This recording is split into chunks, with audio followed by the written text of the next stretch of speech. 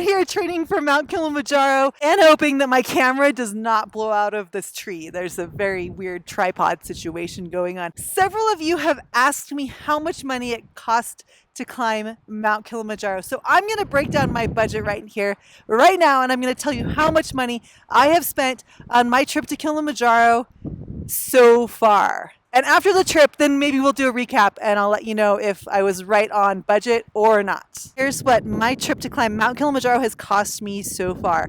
First up, plane tickets, $1,996. That may seem like a lot, but I'm flying out of a small regional airport that only has one flight out a day.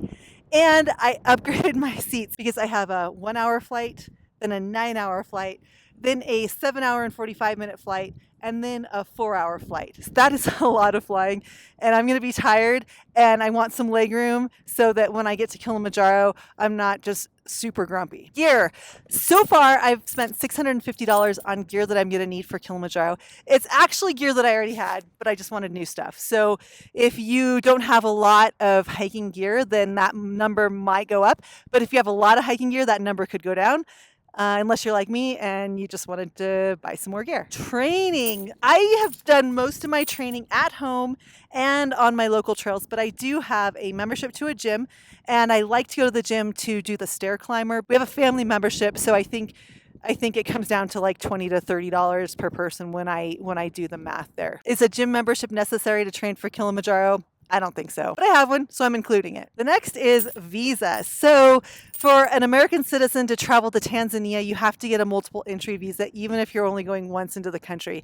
And the cost of that visa is $101.50. They'll tell you that it's $100, but really it's $101.50 because there's a credit card fee. Next up is an expense that I was not prepared for and that I was really shocked by. I needed a lot of vaccinations. They're not required, but I just felt better having the vaccinations that the CDC recommends to visit Tanzania. I needed yellow fever, polio, hepatitis A, hepatitis B, and typhoid.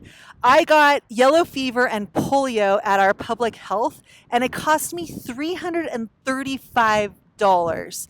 I did get Hep A, Hep B, and typhoid at the VA because I'm a veteran, so I got those vaccines for free. Thank goodness, because I've heard they're not cheap. The other thing that could be expensive if you're not prepared for it and if your insurance doesn't cover it is a prescription for Dimox to prevent altitude sickness.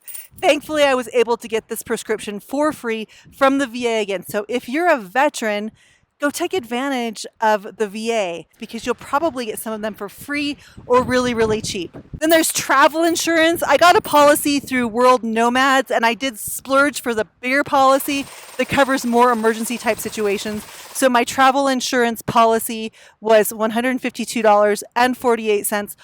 Money well spent. Hopefully I won't need it, but just in case, I feel really confident with that policy. The next up is hotels and transfers because I'm coming in a little bit earlier than the day the trip actually starts. I've budgeted about $200 for that. So hotel plus food for 1 day before the trip starts. Next is Airlo, which is a new digital eSIM card that I'm trying with my phone so that I can have internet when I'm in Africa.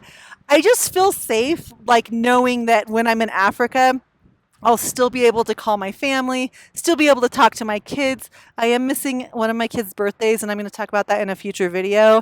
And so I just want to be able to email, text, call home. And so I'm splurging for Airlo, and that's going to be about $17 for the entire trip. To tip our guides and porters, I've budgeted $300. I'm not sure if that's the right amount. I don't know if it's too little. So I'm going to do a little more research, but right now, as of like a month out before the trip, I'm budgeting around $300 for tips. And finally, the cost of the trip itself. Because I'm the trip host, I get to go on the trip for free. So full transparency there, I'm not paying for the actual trip itself. I'm paying for every other thing. But the trip is about $2,600, and you can climb Kilimanjaro for cheaper than that, but we have chosen a very reputable guiding company that has a very good track record of taking care of their clients. And so that's how much the trip costs, and that's how much it's going to cost next August when we go back to Kilimanjaro. I will say that I wanted to climb Kilimanjaro and I was invited to climb Kilimanjaro about 7 or 8 years ago, and I couldn't afford the trip. And it was going to be about $5,000 for the entire trip back then. For my husband and I, adventure travel is really important to our family. So we put aside a little bit of money every year so that we can go on adventures and create those memories.